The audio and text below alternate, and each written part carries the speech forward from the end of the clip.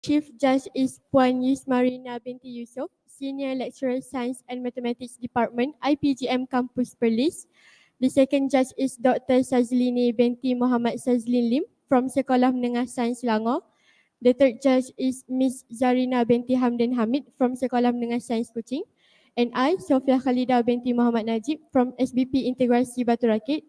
While the timekeepers Nur Hanis Natrah binti Amaluddin and Nur Irdina Sofia binti Sulaiman are from Sekolah Menengah Sains TUNKU Said Putra. Now, allow me to read the rules. Each team should consist of presenters and a technical assistant. The presentation must focus on the sub-team assigned to the team. The duration of the presentation should not be more than 10 minutes. The bell will be rung once at the 9th minute and twice at the 10th minute. A question and answer session will be conducted after each presentation. Without further ado, let's hear from the first teams. TUNKU KURSHIAH College to present.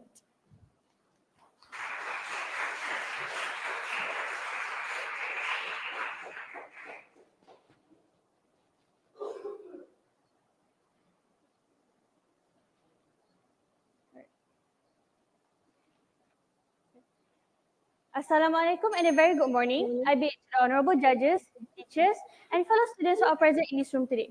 So, as displayed on the screen, preparing a world for the old and the young, a health challenge, that is the topic that I will be dissecting for today. My name is Fatima Azram Tiazha, and I will be your speaker for this session. Alright, so to start it off, it is important for every one of you to understand the base of our proposal as much as we do, and that will be the theme and the topic. So let's break it down one by one. The theme that has been given to us is good health and well-being under SDG 3. So good health, according to the World Health Organization, is defined as the care of the human body and everything that can be done to protect it from sickness and enable access to care. While well-being means a feeling of satisfaction with life, a state characterized by health, happiness, and prosperity. So, to simplify our understanding of the topic, we can conclude that a person's top health condition will lead to a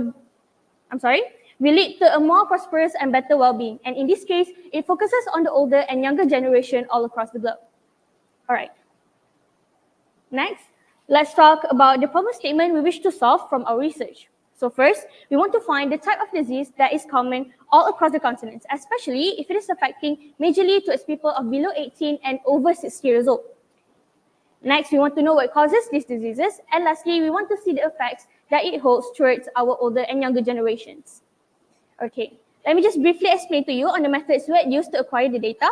We had used first external reading materials related to common diseases that is affecting the whole globe. Second, we created a hypothesis that says a common health issue throughout the globe that affects the older and younger generation gradually increases due to ineffective measures. Next, we took in consideration of the variables used, such as the age group, which is below 18 years and over 60 years old. And next is the location that we included, which is common diseases in all parts of continents. And then lastly is the type of diseases, whether the disease is contagious or not, and what part of the body it mainly affects.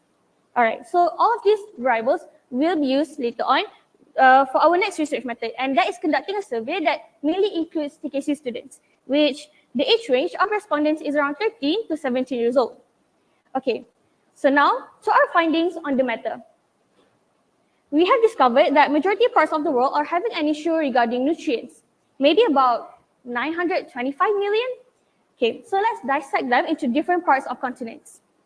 First, the common disease found in Africa is energy calorie malnutrition, and 40% of its patients are children below 6 years old, according to the National Library of Medicine in an article published in 2020.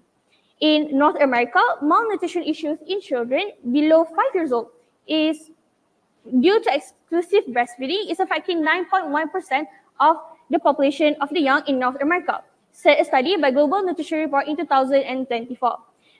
Next, in Australia, 7.3% of total burden disease is due to poor diet, cited from Australian Institute of Health and Welfare in 2019. And lastly, in Asia, approximately 70% of the world's malnourished children live here, resulting in the region having the highest concentration childhood malnutrition, according to the National Library of Medicine in 2023. All right, so a country to note with a high rate of malnourished preschool children is Bangladesh, which is around 64%. Concluding, all the diseases I listed according to each continent, all of them are nutrition-related diseases. So now, may I ask, raise your hand if you are familiar with the term nutrition-related non-communicable diseases. Okay, all right, see no hands. What if I ask whether if you are familiar with diseases such as kwashiorkor? You can raise your hand if you want to. What about diabetes? What about high cholesterol, cardiovascular diseases, and low iron deficiency? Okay, all right, that's okay, thank you.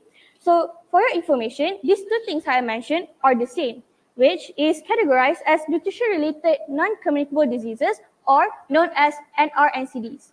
So NRNCDs is defined as a non-contagious disease in which the living things do not receive enough nutrients to grow and be healthy. So these health issues can be identified majoritarily in the elderly and children. Okay.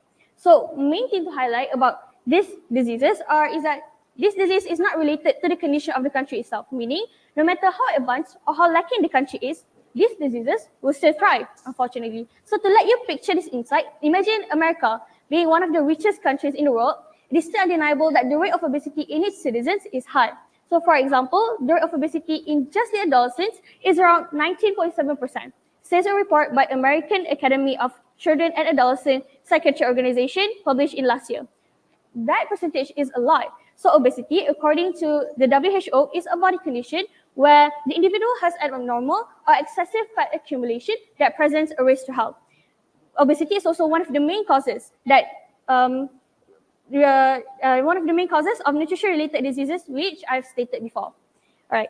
So from the survey we had conducted, we had asked the respondents about their awareness on NRNCDs from the scale of 1 to 5.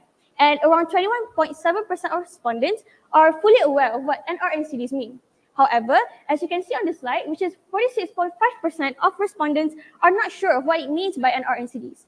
So this shows that the community does not have an in-depth knowledge of what NRNCDs means, even though these illnesses are a lot more common than you think.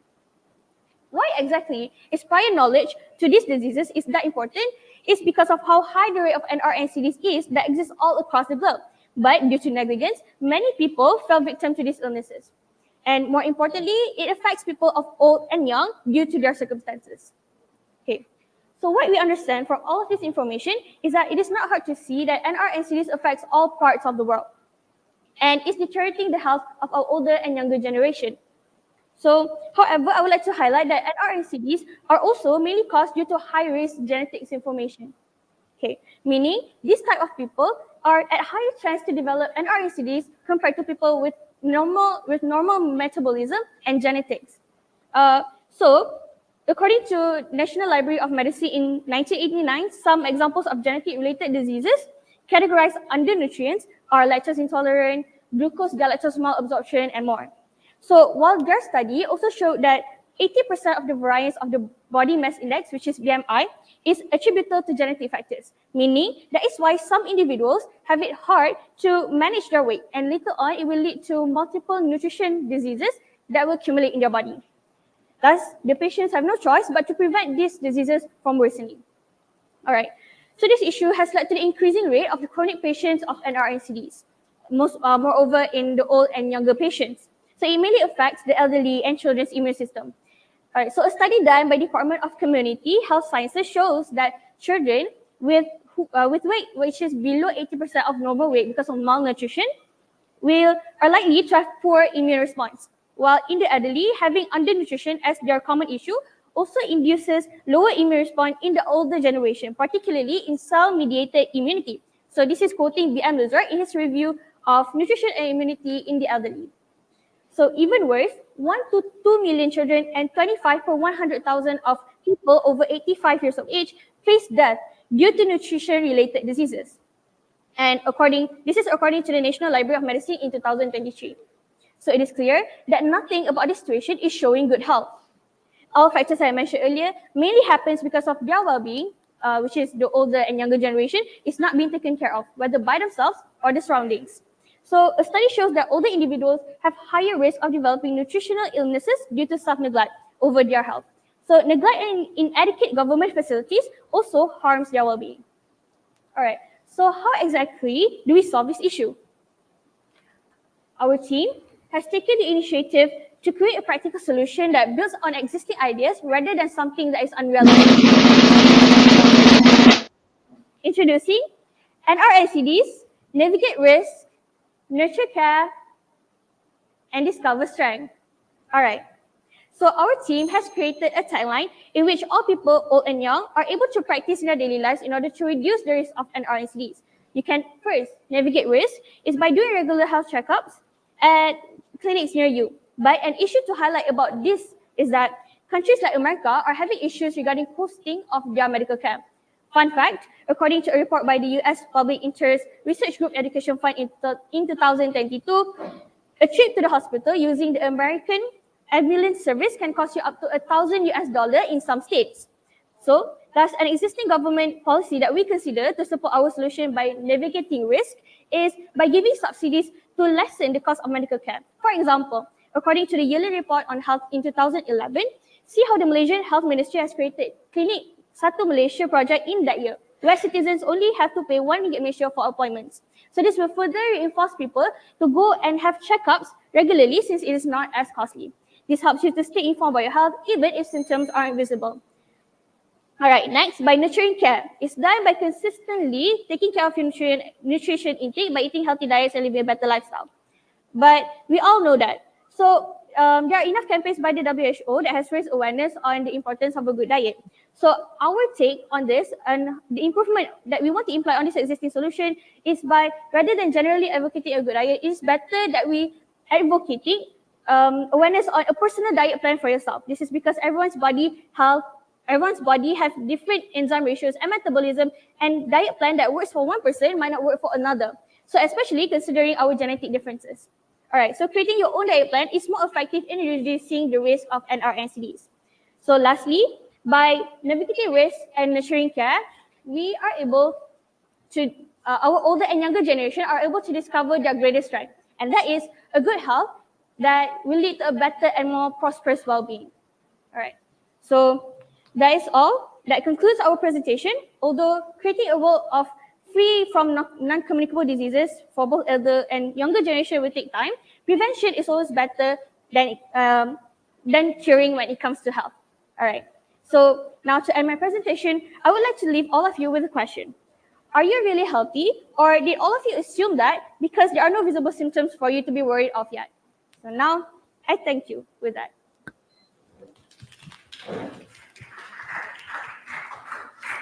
I would like to invite participants to ask questions. Oh, di depan. Sorry. Okay. Any questions?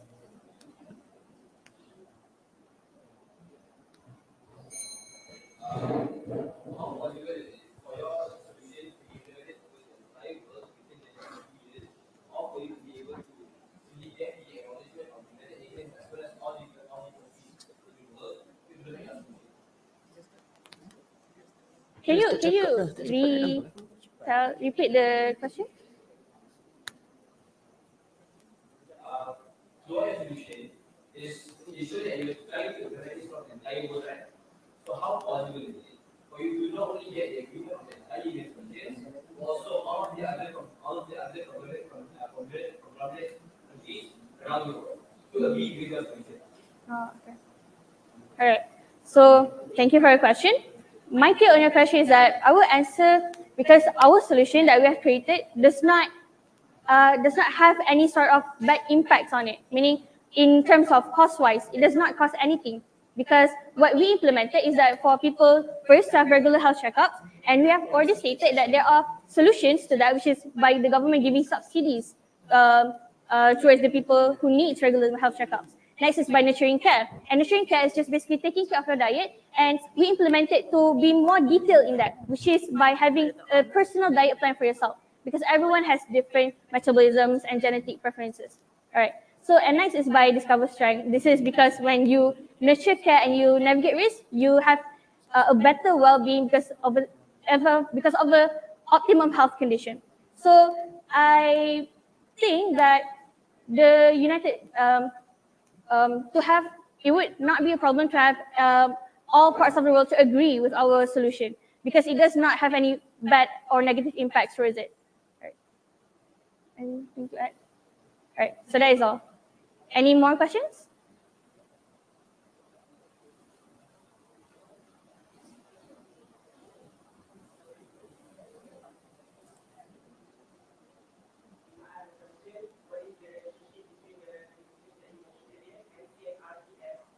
And R and series.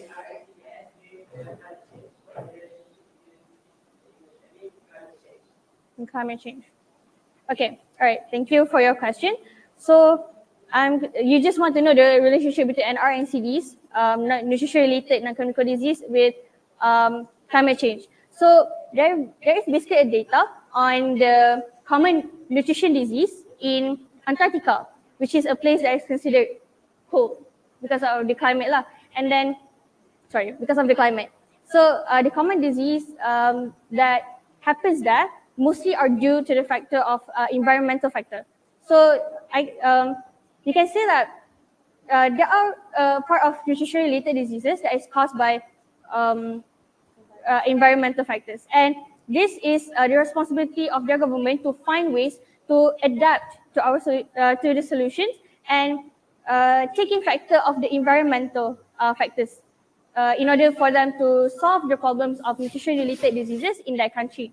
And that is just one part of the kind of the continent that have problems regarding nutrition-related disease, as well as that is related to environmental factors. Other parts of the continents have no actual relationship with environmental factors. So does that answer your question? Is there anything still unclear? Yeah, okay, all right. Thank you. Any more?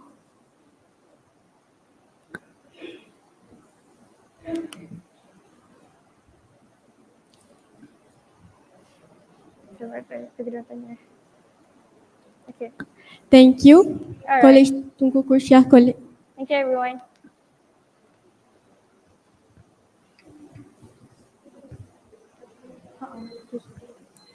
Tadi.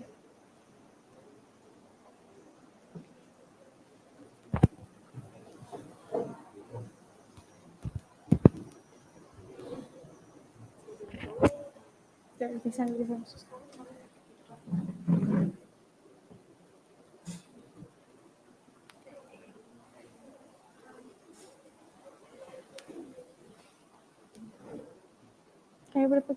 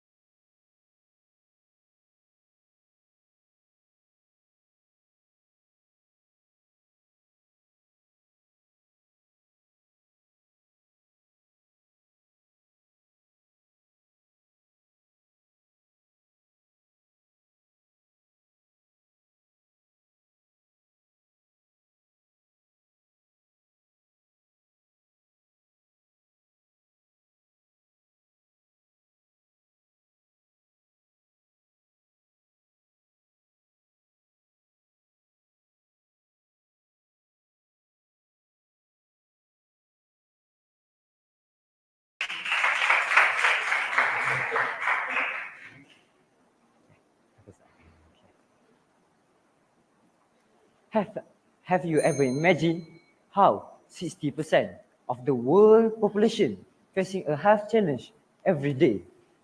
Or have you ever wondered how can people in Hong Kong have a long life compared to other countries? Or have you ever imagined how can political issue affect our life expectancy?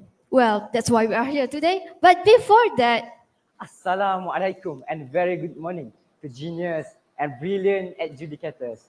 And thank you for our spectator for being with us today. Now, we have done our mini research on a health challenge across the globe. Now we shall present to you our subtopic, which is a better world for elderly and young. My name is TUNKU Amir Hazim bin TUNKU Muhammad Arif. Will be our first presenter for today. and me, Utfa Kalisha bin Jizubahi, will also be your presenter for today. But not to forget, behind the screen we have our technical assistant, Muhammad Rafi Afizi Beroslan, and of course our rapporteur, Dia Khaira binti Abdul Rahman. And we are the FRSIS group representing Sekolah Menengah Sains SETIU. At this point, we will see 4 crucial definitions that shape our understanding of various of our work and society. First, preparing a work. This term refers to the action that involved in getting something organized whenever it relates to social, economic, environmental, or technological aspect. It often implies strategic planning, collaboration, or implementation of policies or initiatives to achieve specific goals worldwide. Next, elderly. This typically refers to individuals who are advanced in age, usually around 65 years old or older, and are often associated with retirement or old age. Now, let's move on to young. This refers to individuals who are in early stages of their life, typically characterized by youthfulness, vigor, and less experience. The specific age range considered young can vary depending on context, but generally refers to individuals who from childhood to early adulthood. And lastly, let's talk about health challenge. Health challenge refers to any conditions, illnesses, or issues that affect a person's physical, mental, or emotional well-being. These challenges can range from mild to chronic illness or disability and may be caused by genetic factors, lifestyle factors, environmental factors, or a combination of all. Meanwhile, we will embark on a journey exploring the varying life expectancy between countries around the world. Now, let's begin with country with high life expectancy, which is Hong Kong.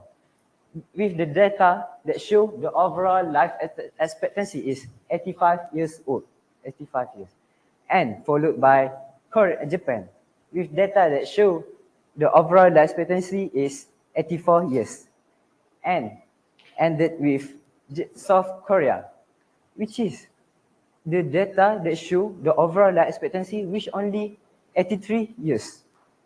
Now we will go to the country with the low life expectancy, which is Zimbabwe, where the overall life expectancy is 59 years. And followed by Somalia, with data showing that the overall life expectancy for Somalia is 55 years. And the lowest one is Nigeria, with the data showing that the overall life expectancy for the Nigeria is 53 years. Wait. I'm sure you will ask about Malaysia, right? Don't worry. We will maybe somewhere in between. So let's. Ladies and gentlemen, as we prepare for a future where our population continues to age while still nurturing our young, we must tackle some significant challenges. Let's dive into 2 key issues: poverty and inequality, and the crisis of the leaders and institutions. First, let's talk about poverty and inequality. Children in impoverished conditions often lack basic necessities such as nutritious food, clean water, and healthcare. The elderly also face severe challenges. Many live on limited income, struggling to afford essential medications and healthcare services.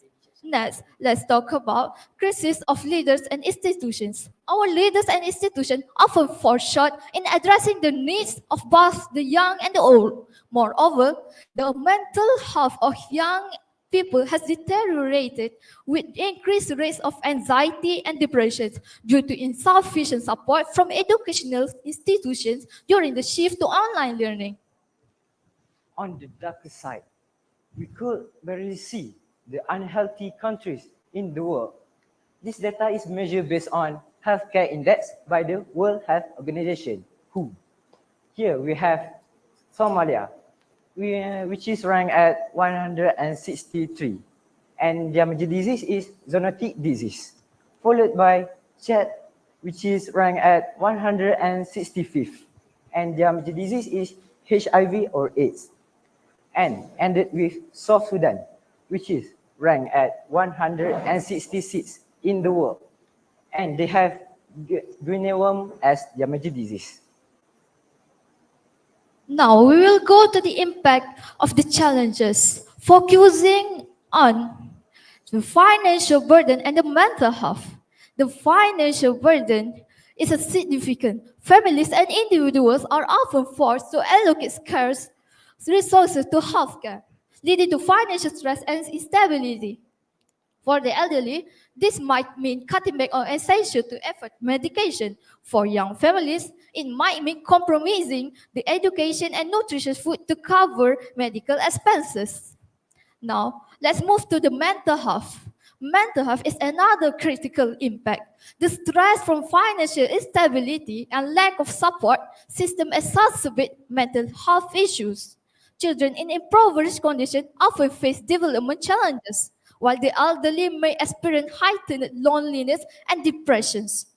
Therefore, we have several solutions to this crisis. Frankly, we can increase awareness of health issues through education by providing information about risk, symptom, factor, and available resources to empower individuals to make decisions about their health. In addition, we can expand access to mental health service for individuals that have mental illness or emotional problems, to including providing therapy or counseling to promote overall well-being for them. Now, we are here together in the 12th fully residential school international symposium. And if it's not for our health, then who else can be gathered here together? And that will be the end of our presentation. But before we truly end it, I would like to thank and give my honor gratitude to the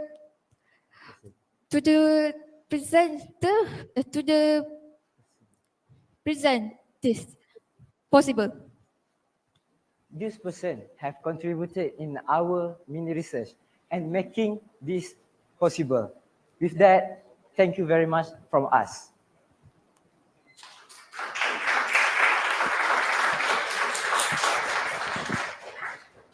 I would like to invite participants to ask questions.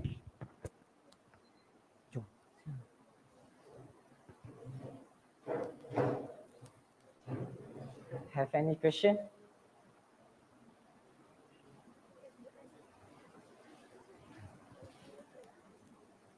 Anyone?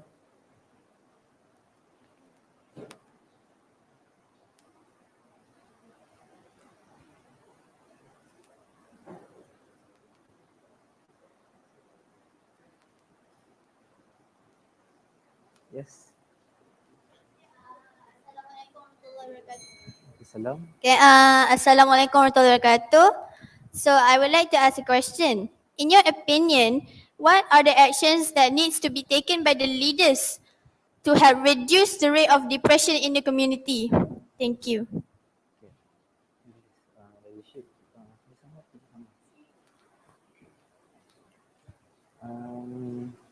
Action that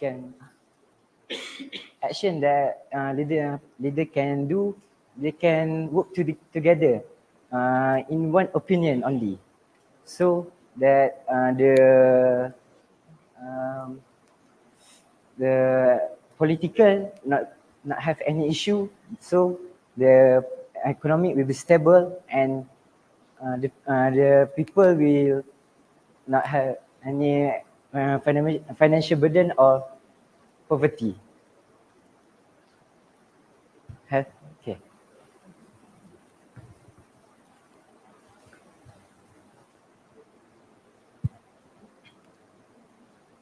Okay, Assalamualaikum and a very good morning. Okay, my question is just in your abstract, you have described, no, you have written here that the goal of your research is to discuss how climate emergency, okay, affects the health. I might have missed it in your presentation, but can you just briefly describe how climate is affecting the health and because Can I say in our slide we show you political issue and institution, right? So we have financial burden and mental health problem. So that's from the political issue, the effect will be the people will be have the effect and sometimes will make the people be stressed, depressed, and any disease, something such as like HIV.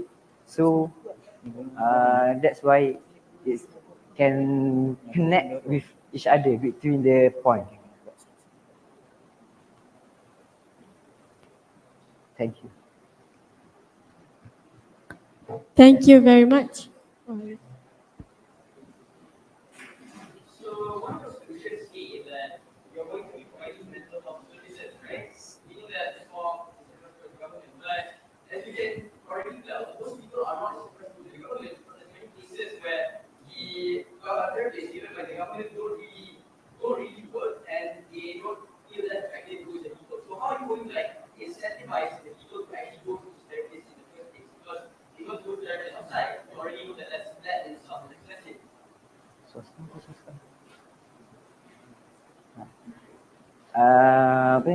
From your question, if the people not believe at the government, it can go to NGO therapy or counseling.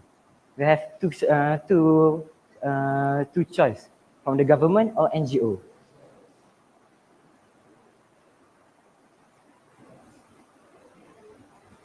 So, Thank you very much. Sekolah Menengah Sains SETIU.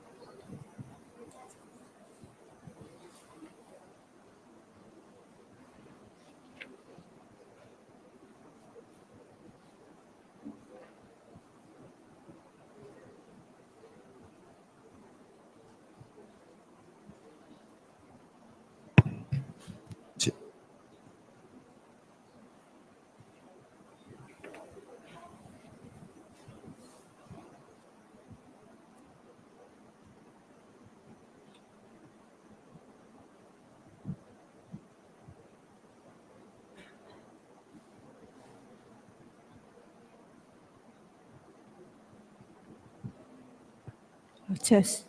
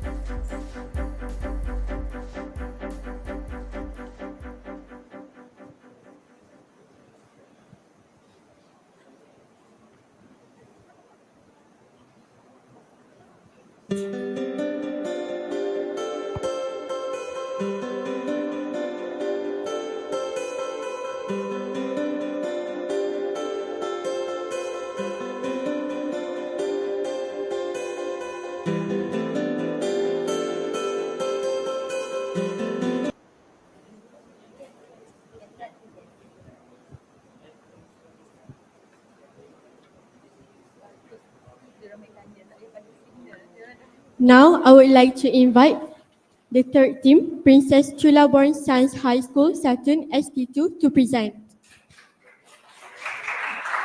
First thing first, I have to say apologize for the technical problem. Okay. Wonder how this seemingly useless dust that severely impacts the environment and public consumption can be transformed into an intelligent safety and activity cane. Let's try out with our presentation.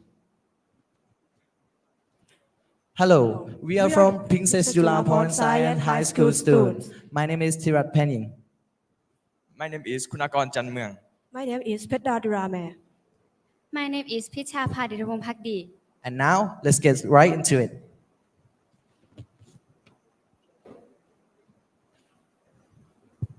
Global warming. Global warming is one of the things that's extreme effect of the world in terms of the weather and to economy. There are many causes of global warming, and they all come from humans. One of the causes of global warming is industrial waste. Industrial waste is something that cannot be used. It can only be disposed of. It is disposed of by burning or burning, but both of these harm our world. Aluminum is a very important metal used in many industries around the world for a long time now. More and more aluminum has been needed each year. This increased demand means that also more of the waste product called aluminum dust. What is aluminum dust? It is a leftover material that spread from the aluminum metal during a production. Dust contains oxide, nitride, and other compounds that float on the top of molten aluminum.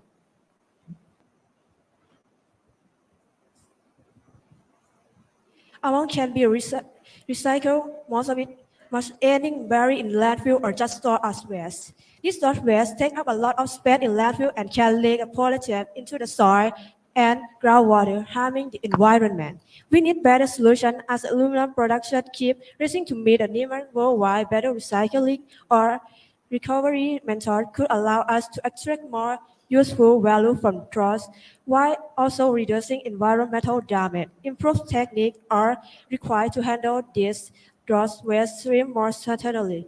One solution is using recycled dust as a component in manufacturing working cans.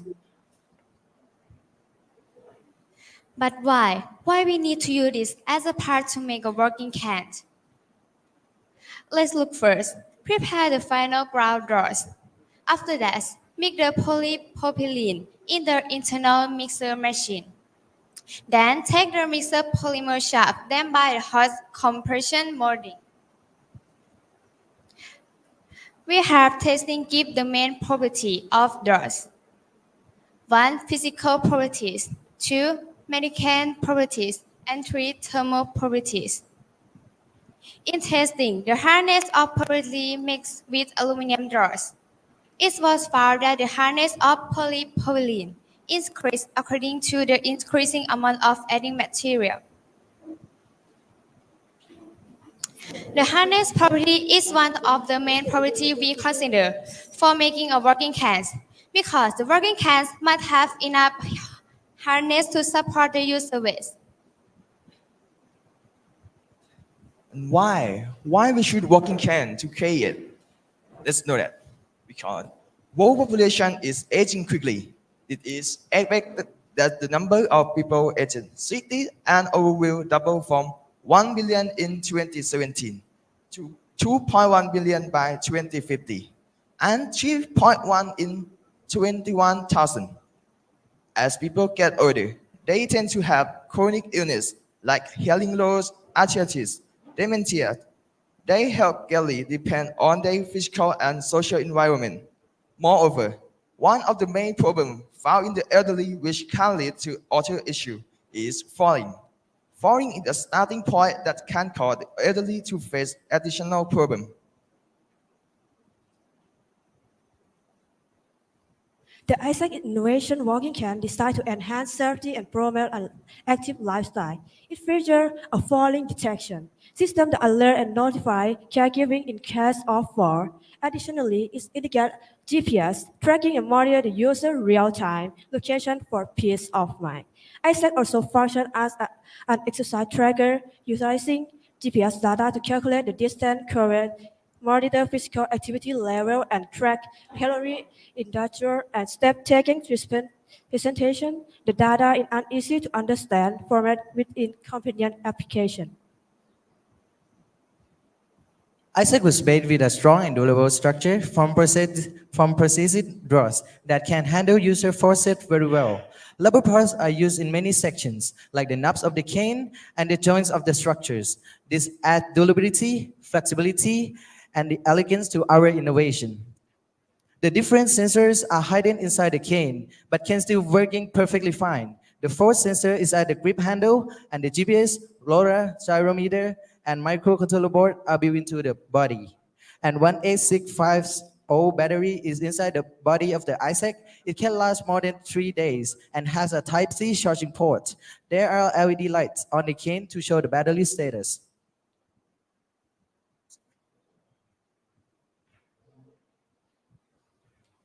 How does ISAC work? ISAC has 3 primary functionalities: location tracking, activity tracking, and fall detection. The location tracking feature utilizes the GPS sensor to pinpoint the user's real-time geographical coordinations, expressed in latitude and longitude. The activity tracking functionality also employs the GPS sensor to calculate the distance walked, calories burned, and steps taken. The final function, fall detection, integrates data from both the gyroscopic sensor and force sensor to determine if an actual accident has occurred by analyzing the sensor data against a specifically designed algorithm that identifies condition indicative for user falling. These 3 features transmit data to our web-based application via the LoRaWAN protocol. Caregivers can conveniently access the ISAC web application through any internet browser, enabling them to monitor the user's location, activity levels, and potential fall incidents seamlessly. Will you choose us to be the one for your beloved? Thank you.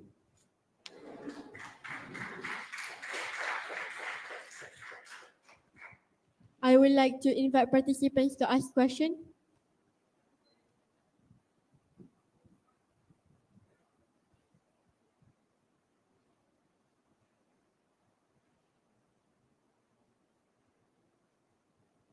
Yes, you can ask.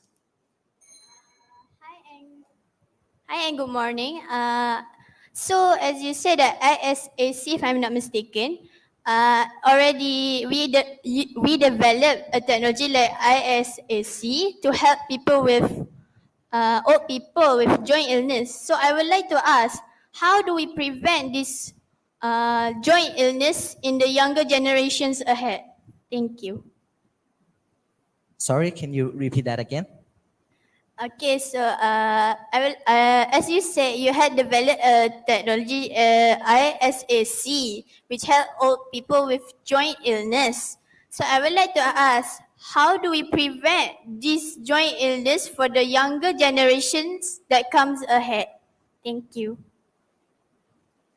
Thank you for the questions. Our cane is mainly focused on disabled people and elderly people, as I was said before. But in the younger generation, it can be using too with the algorithm that we have calculated at first that we have used the condition for the elderly and the disabled people. It can also be used for any other people that want to use it, because it doesn't matter that you are disabled, normal people, or elderly people. It can detect the falling incident properly.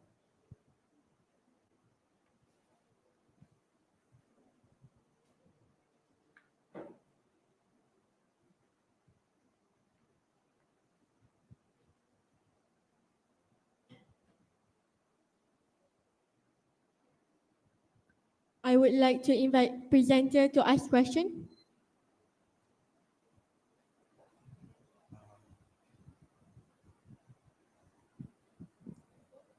I would like to ask that what are drawers made from?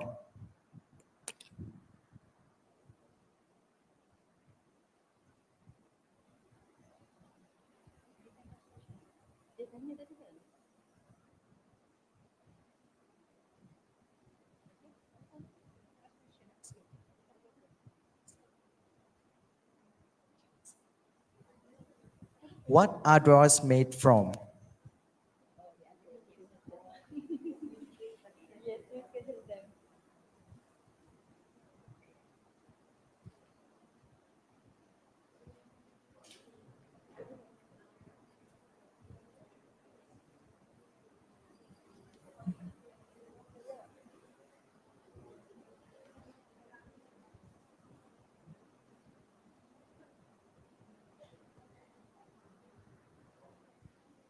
Okay.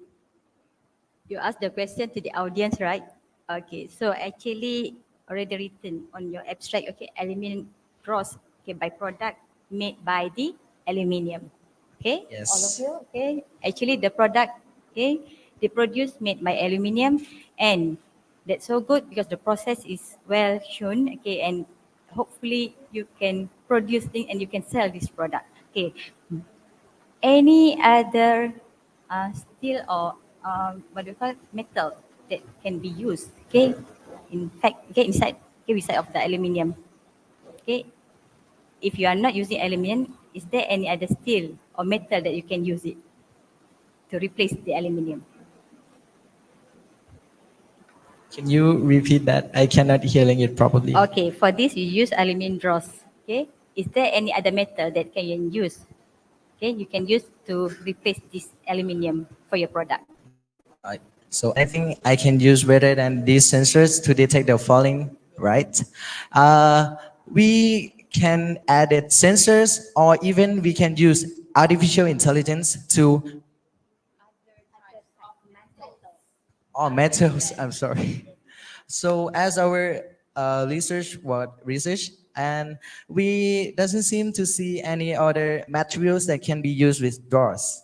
And well, as well as the research says that aluminum drawers are the best with the polymer that we use in this innovation. So I recommend just to use aluminum drawers. Okay, thank you. Good. Thank you very much.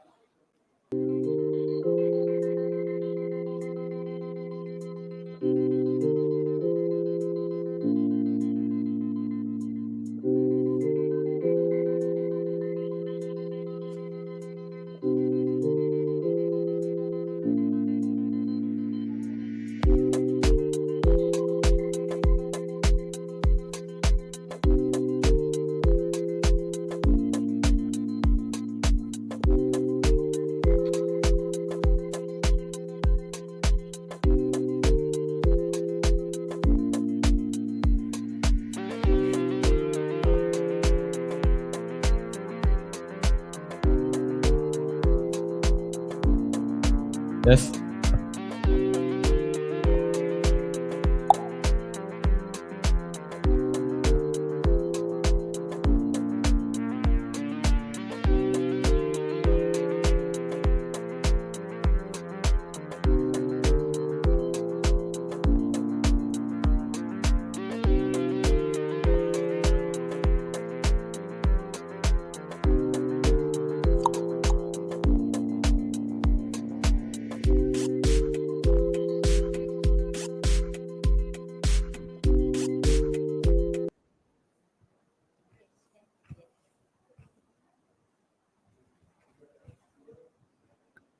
Now, let's continue to the fourth team, Sekolah Menengah Sains Alam Shah to present.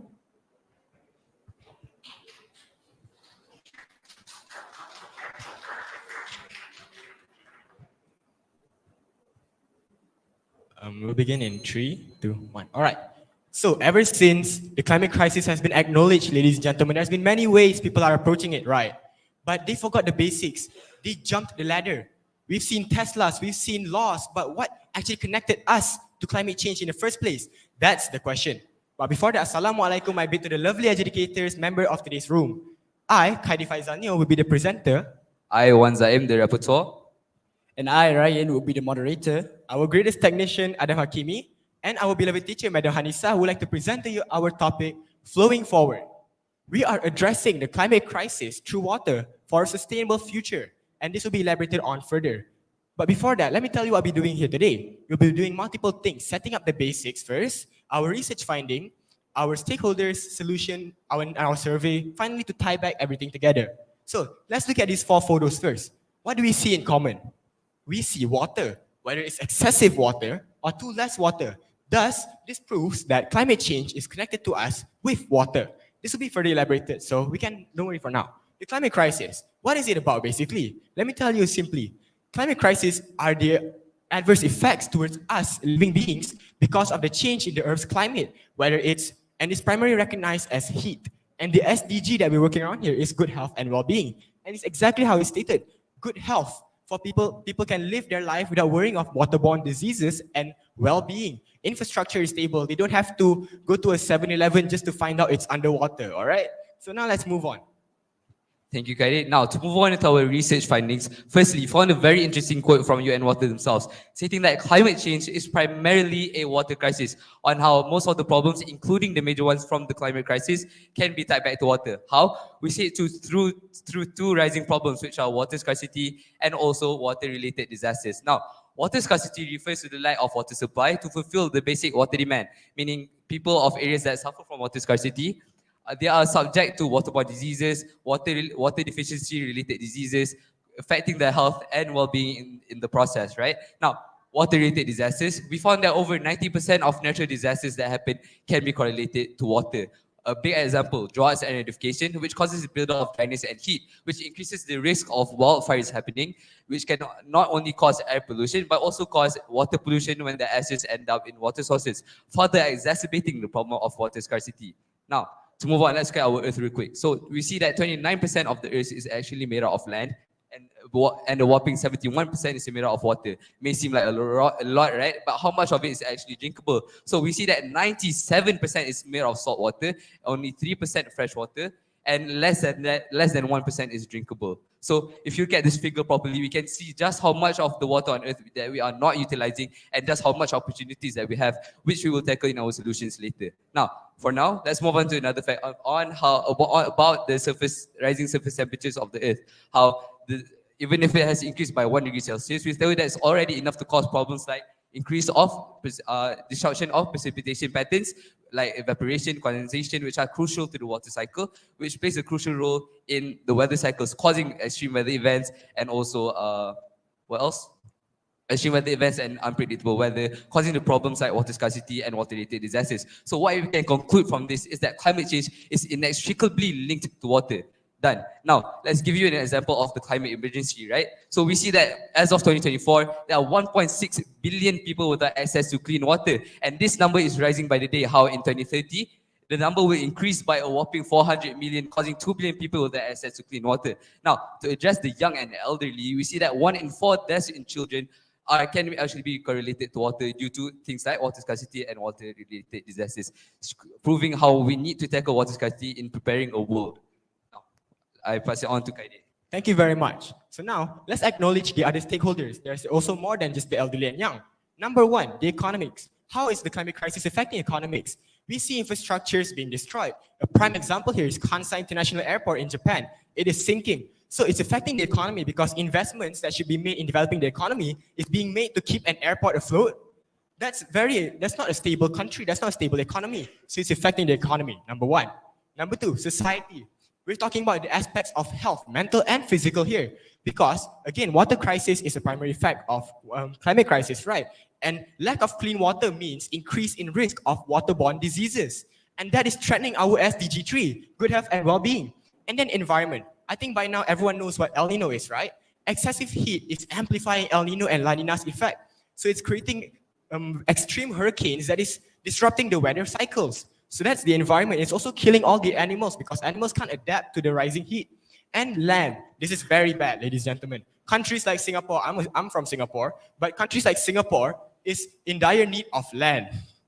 Countries like Singapore is in dire need of land, all right? And rising seawater levels is making Singaporeans displaced because of it. So that's how land is being affected. And if you look at all of these four stakeholders, what do we have in common here? Water. Water is threatening all of this, ladies and gentlemen. So let's move on. All right, to put our agenda into the spotlight, we have decided to conduct a survey to investigate and to understand people's experiences with climate change and to prove to everyone that water is indeed a medium where climate change acts upon. Amassing over 60 respondents worldwide, today we are going to showcase two of the best respondents, being Mr. Nick Foley from the Netherlands and Miss Joy Ko from Nigeria. For our first question, we asked them what was their personal experience of climate change. They both answered in a similar fashion by stating that they noticed a change in weather patterns. Mr. Nick's summers were unbearably hotter than usual, and Miss Joy Ko experienced prolonged dry seasons with very minimal rainfall. Next, we tested them if they could see the relevance between climate change and water. Mr. Nick stated that they live 2 meters under the sea level, and if the dike breaks, a large chunk of the Netherlands would be gone. See how countries like the Netherlands are hanging on by a thread just from their naturally built dikes to retaliate the effects of rising sea levels. And in Ms. Joyko's response, we could highlight that insufficient access to clean water leads to an increment in waterborne diseases. All right, next up, we asked them what were their suggestions or recommendations to mitigate issues related to water. And they both gave very wonderful answers. Mr. Nick stated that dams, and he explained how with dams, the Netherlands have reclaimed 50% of their land from the sea. Ms. Joy said that we should diversify sources so we could help reduce the risk that water supply will fall below water demand. From our 60 respondents and our own research, we could conclude 4 main solutions we would like to promote here. The first, tackling infrastructure. All right, we advocate the use of infrastructure that will adapt to the climate crisis. This is through the implementation of sponge cities. What are sponge cities? Sponge cities are urban planning models developed in China, emphasizing on green infrastructure rather than relying on drainage systems. They bring upon many benefits, such as they could improve water quality, they could mitigate floods, and they are also climate resilient. Moving on, we have water management. We have grey water recycling and water desalination. Grey water recycling is a process where we treat and reclaim grey water, which is wastewater we use on our day-to-day lives, such as from our baths, from our hand wash basin, all to be generated back into sustainable water supply. Water desalination is a process where we remove mineral salts from seawater to be turned back into fresh water for drinking and agricultural purposes. And then next up is carbon storage. We all know that the main cause of climate change is greenhouse gas emissions, right? Well, natural wetlands such as mangroves and swamps are effective carbon sinks, meaning they absorb and store carbon, which help reduce greenhouse gas emissions. Oh, do you know that mangrove soils could retain up to 3 to 4 times more carbon than normal soils? And peatlands store twice as much carbon than all of Earth's forests. All right, next up is law enforcement and policy making. The EU ETS, an effort by the European Union itself, set a cap on emissions for industries and allows the trading of emissions, helps encourage the reductions of all emissions. Current international agreements such as the Paris Agreement or the COP28 provide a framework where nations could come together and collectively take action to address and to apprehend issues related to climate change. Last but not least is land regulations such as the zoning laws. With this, we could help prevent deforestation, protect our natural habitats, and preserve our forests. All right, Mrs. Educators, everyone in this room here today, we gave you a lot of information, right? But how is it tied back to these 3 main topics of FRSIS? Let me tell you. Preparing a world for the elderly and young health challenge. We are focusing on water, where infrastructure is water-based, CO2 emissions as mentioned just now, right? So this creates a world where well-being can be achieved and good health because of sustainable water. Because water is needed in medicine and everything, right? So that's how we achieve preparing a world for the elderly and young, a health challenge, good health and well-being. And finally, that's how we win the climate emergencies race. Our angle is very simple. We want to address the climate emergency through water. Why? Because water is very easy for anyone to understand. We use water every day to shower, to drink, to wash our clothes. It's all very important. And with addressing climate change through water, people can grasp the severity of it and thus improving the rate of success in the future. So this is why we believe that water is the form that connects us to climate change. If you think about it, explained just now, it's all because of water. We're not saying water is the cause. We're saying we have to fix water to adapt and to mitigate to climate change, thus winning the race. So that is all from us. Thank you very much.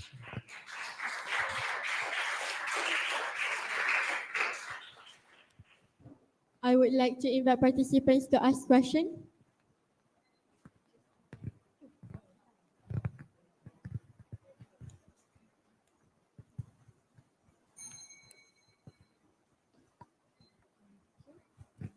Yeah.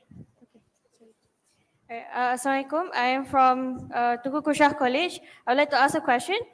Okay, so I understand from your solution that you have what I caught was sponge cities, right?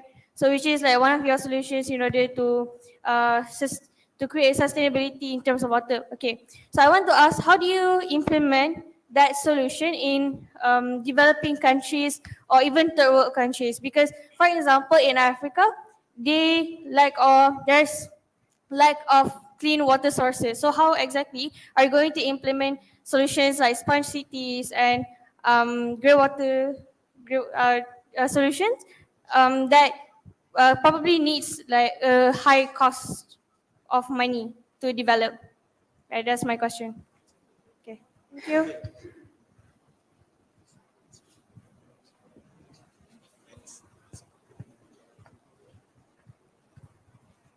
Very good question. So, okay, so talking about countries that are not prepared, right? Third world countries, right? How they are not ready for these advanced development plans, right? So, yeah, we acknowledge that, but we are not imposing these solutions on every single country, because we acknowledge that there are countries with different circumstances. So, we are just providing solutions for a wide variety of circumstances, and even then, I pass it on to Kaide. All right, so if we compare a first world country like China and we compare it to Africa, which one has more carbon emissions? Of course, the first world country. So that's why we implied on majority of the countries where carbon emission is the problem. Because if we put this in Africa, what are the differences? There's not much differences. So that's why we put it on first world countries where carbon emission is the problem. And rainwater management.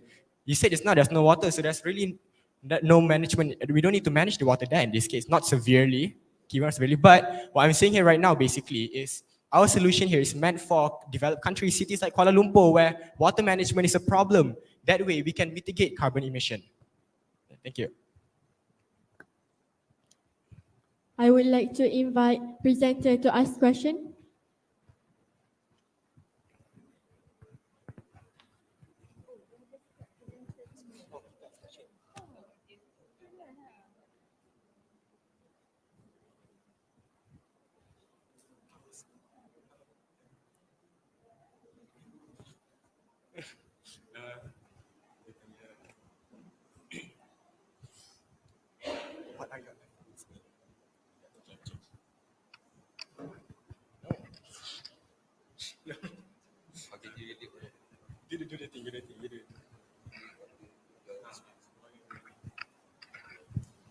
For our question, we would like to ask any of you to answer. How are your experiences to climate change correlated to water?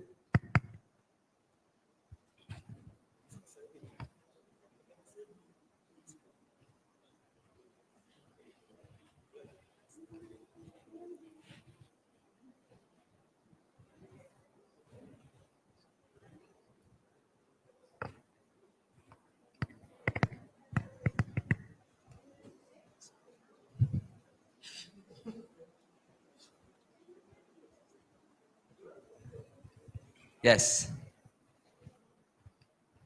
Assalamualaikum warahmatullahi wabarakatuh. So what I had experience between water and climate change, since I live in Kedah and Perlis, both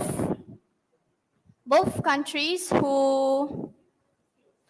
both states that are independent in agriculture. So when water is the problem here, a lot of economies such as paddy fields can go on without water. So I think that this is a good presentation. I really understand what you are talking about. Okay, thank you. Thank you very much.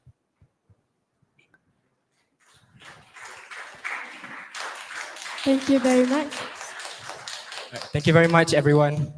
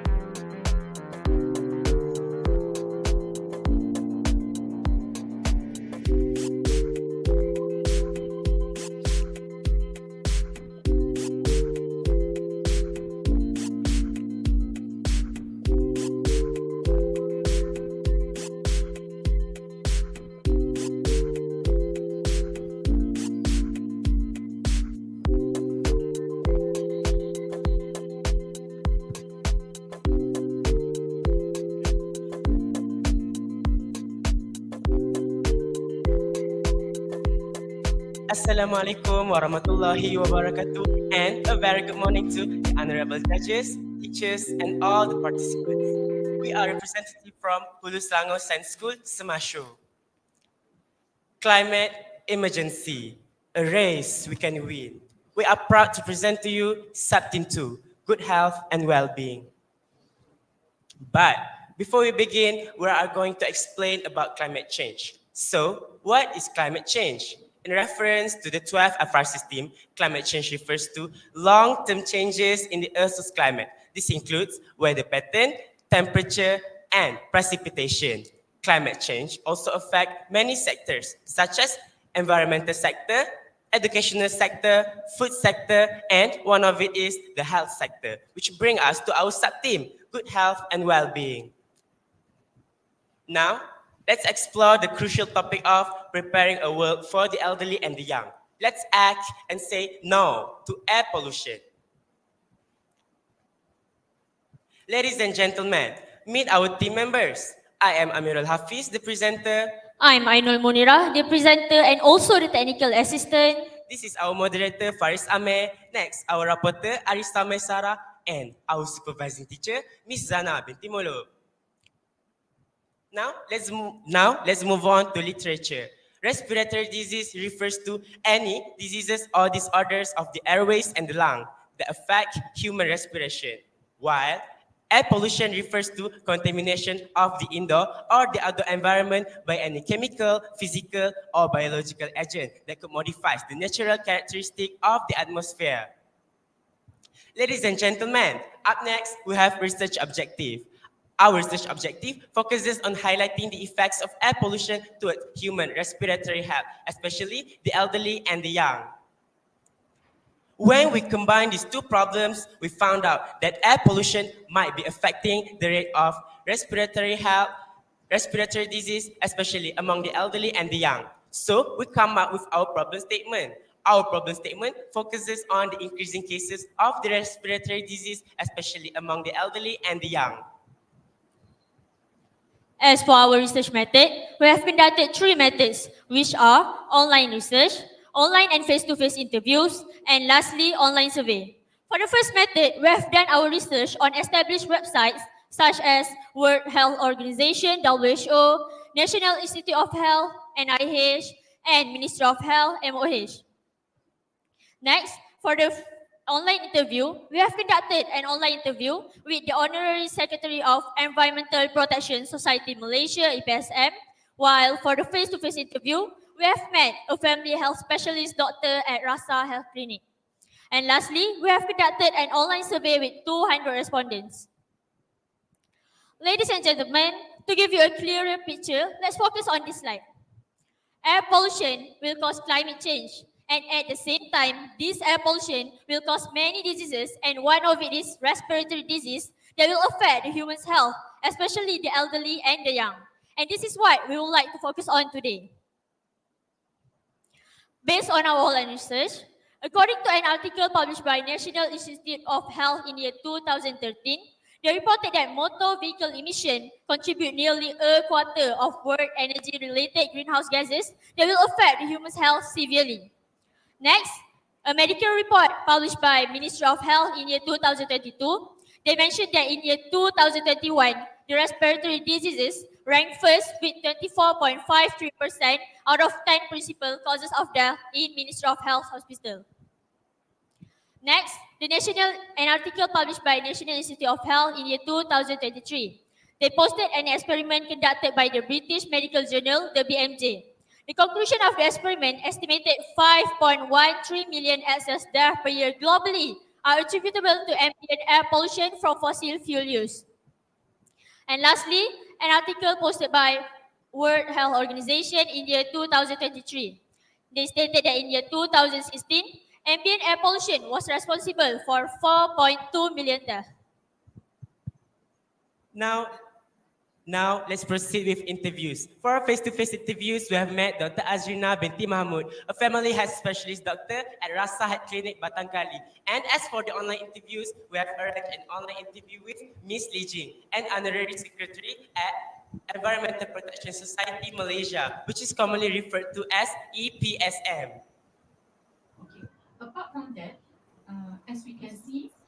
the respiratory illness also can be affected by the pollution, such as bronchial asthma, chronic obstructive airway disease, and also other lung disease. And then a study shows that the pollution itself actually can increase the risk of infection to the respiratory system. Pollution index also involve all the emissions from industries and also transportation fuels. So it looks at the level of development and how the industries are placed, and also how much check and balance that the public authority is imposing on these industries and activities. Especially, I think for busy cities, you just don't have not just industrial emission, you also have traffic. So emissions from vehicles is also a very, very major concern. So these two combined might probably affect the API of locality, especially in busy cities. Based on these two videos, we can see that small emission from vehicles can increase the infection rate of respiratory disease towards human health, especially towards the elderly and the young. Why are we focusing on these two age groups? Scientifically proven, aging is associated with reducing capabilities of the immune system to adequately respond to the pathogen, thus making the elderly immune system to weaken. Next, for the young, their immune system and immunological history are less matured, making them more vulnerable to infection.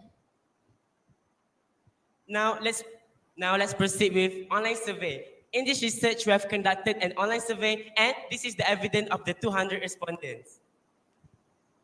Based on our online survey, almost 200 respondents have knowledge about air pollution, while around 190 respondents have knowledge about Air Pollution Index, API, and lastly, around 170 respondents stated that the country's API is worrying them.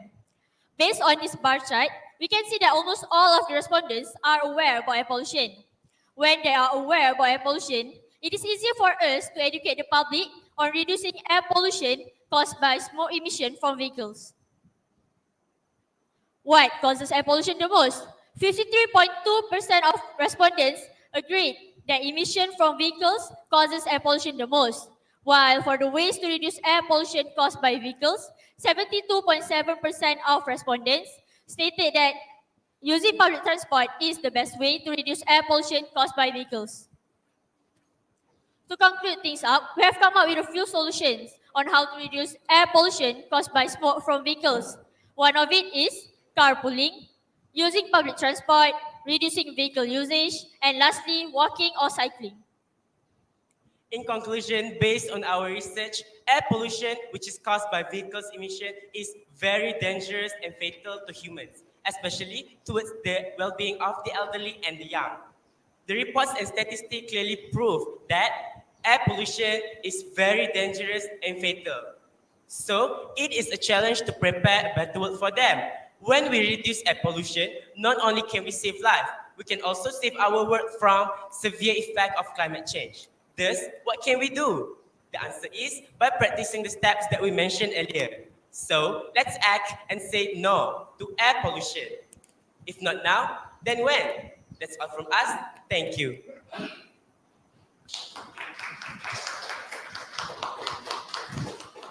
I would like to invite participants to ask questions.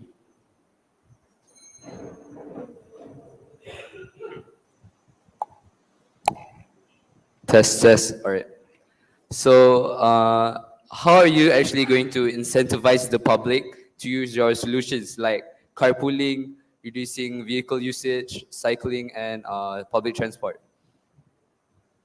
Okay, thanks for the great question. So that you asked about how to publicly told the public about this, right? The couple, etc. So I, as a teenager, am going to encourage the public by posting on social media to further broaden the public knowledge about air pollution and to encourage them to use public transport, practice carpooling, etc. Does that answer your question?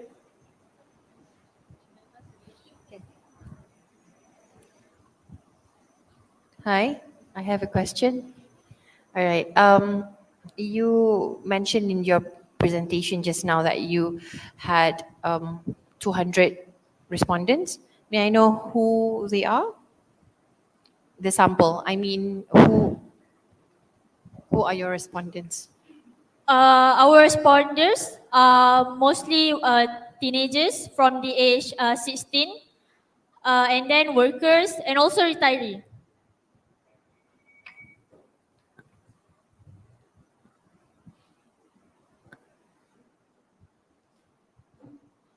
Thank you very much. Thank you.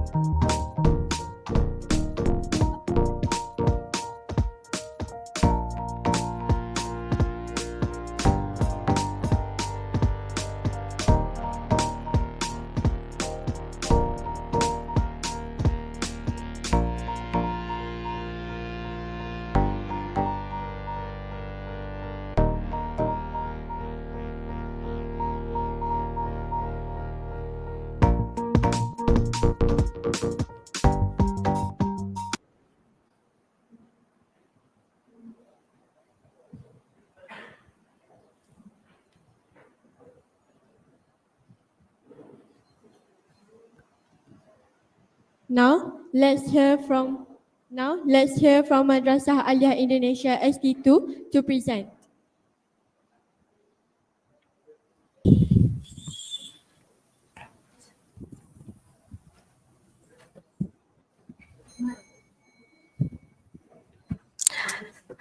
Let's prevent stunting for a healthy next generation. Assalamualaikum warahmatullahi wabarakatuh.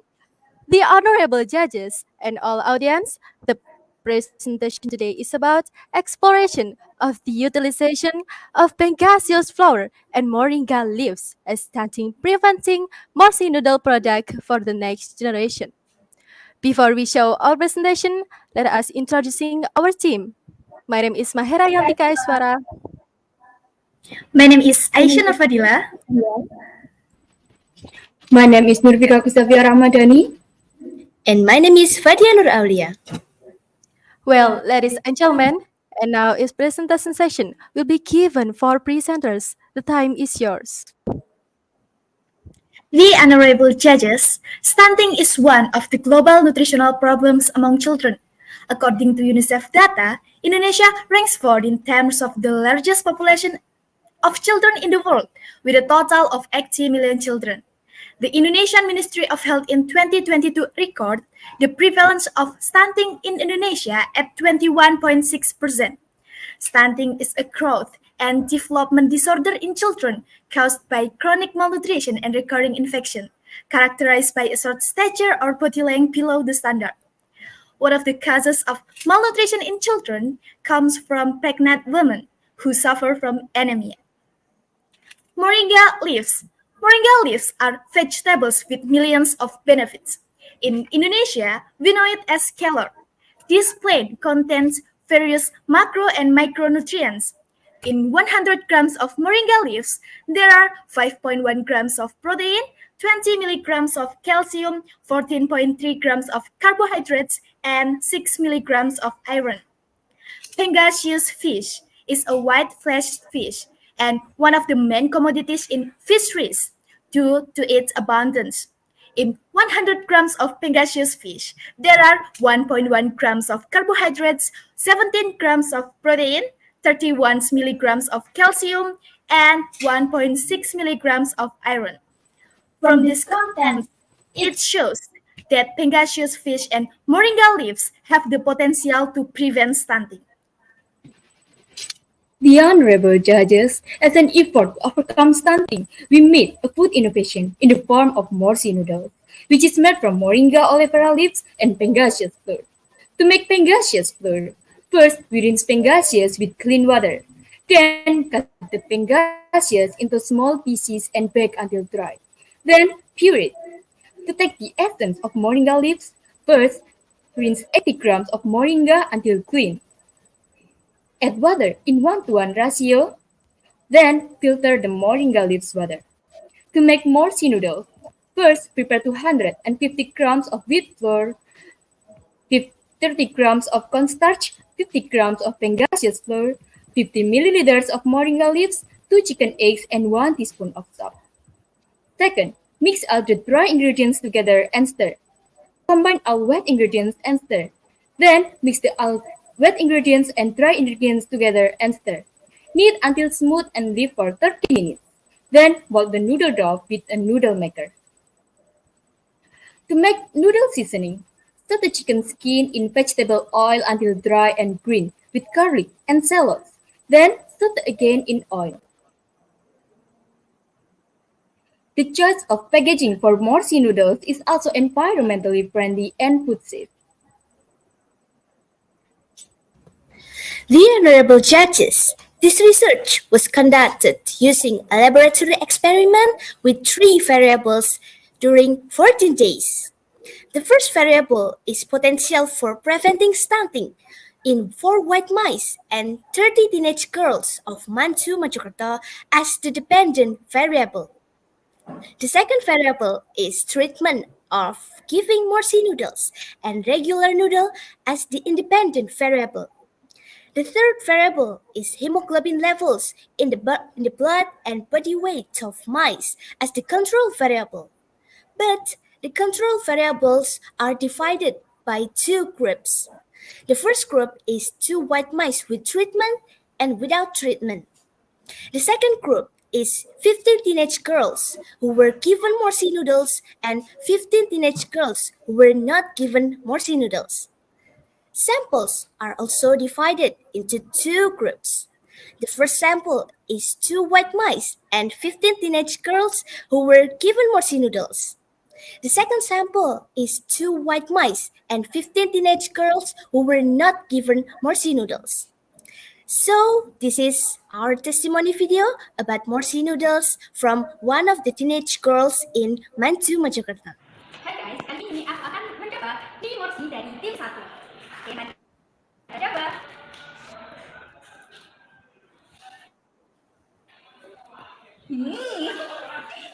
Teksturnya kenyal seperti mie pada umumnya. Untuk rasanya gurih. So here's the research result. The first sample is 2 white mice and 15 teenage girls with treatment or treatment group. The hemoglobin level of the first sample increased from 12.97 to 13.02 for 2 white mice and from 13.16 to 13.21 for 15 teenage girls. And the body weight of mice, 2 white mice with treatment also increased from 37.39 grams to 37.61 grams. The second sample is 2 white mice and 15 teenage girls without treatment or without treatment group. The hemoglobin level of 2 white mice remained constant, namely 10.65 and increased in 15 teenage girls from 13.28 to 13.31. And the body weight of 2 white mice without treatment increased from 37.25 grams to 37.30 grams. So, the enhancement of the hemoglobin level and body weight of the first sample is higher than the enhancement of the hemoglobin level and body weight of the second sample. So, ladies and gentlemen, the conclusion of presentation today is that giving Morsi noodle can increase hemoglobin levels and body weight. Therefore, to presenting, let's come to Morsi noodles for a healthy young generation. Morsi noodle, maximum energy for optimal growth. Hopefully, the presentation today will give benefit for us. Thank you for your attention. See you later. Wassalamualaikum warahmatullahi wabarakatuh.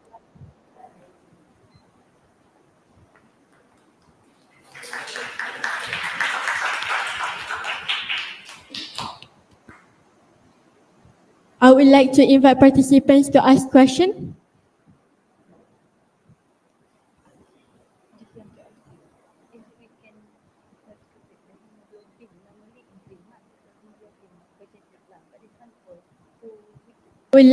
I would like to invite judges to ask questions.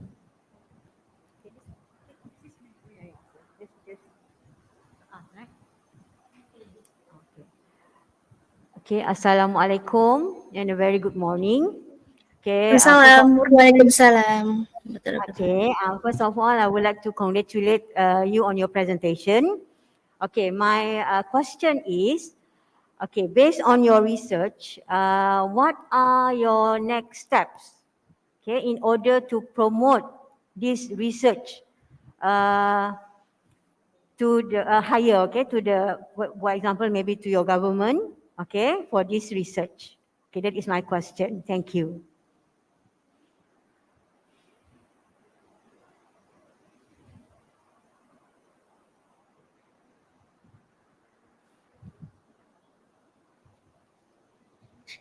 Okay, thanks for the question, the honorable judges.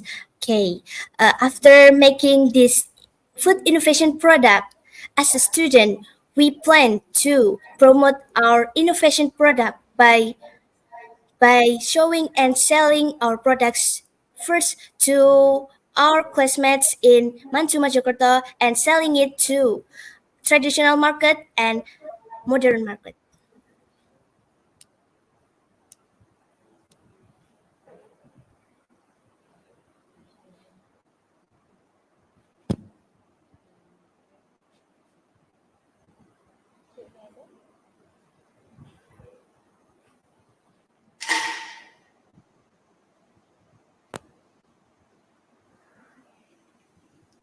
Okay, thank you. Okay, other question.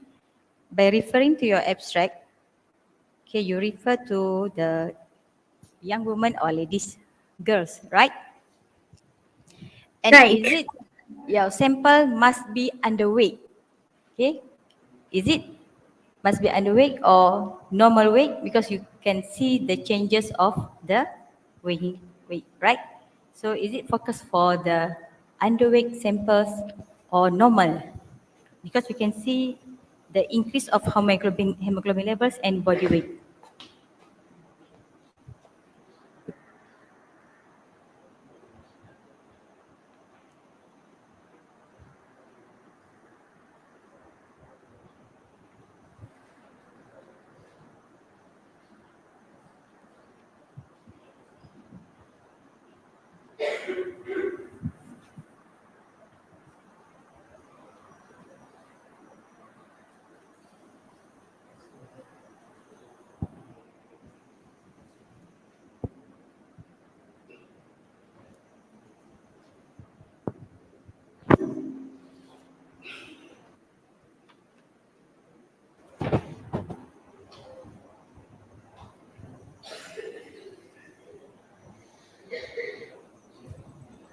Okay, thank you for your questions.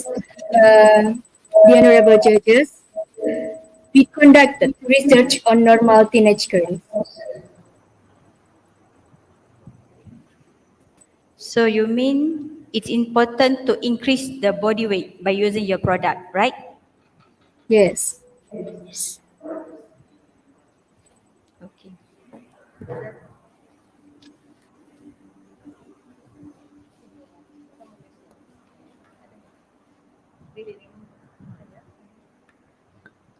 Thank you very much.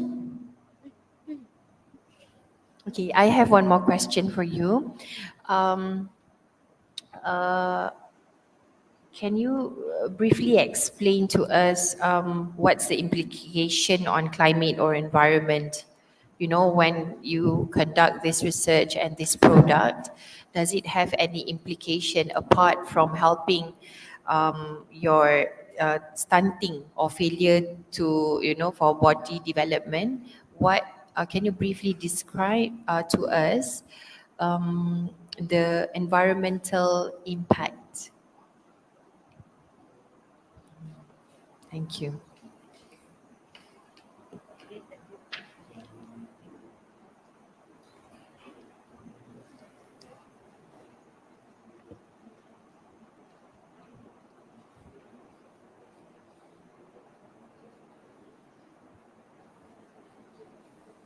Because this product can increase hemoglobin levels of teenagers and the body weight. So this product is so important to prevent stunting.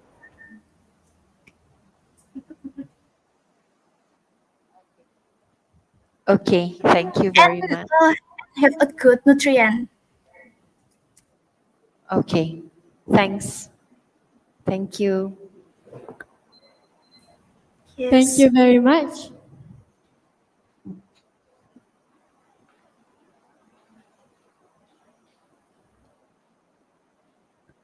Thank you for the interesting. Thank you to all judges for your time. Thank you very much.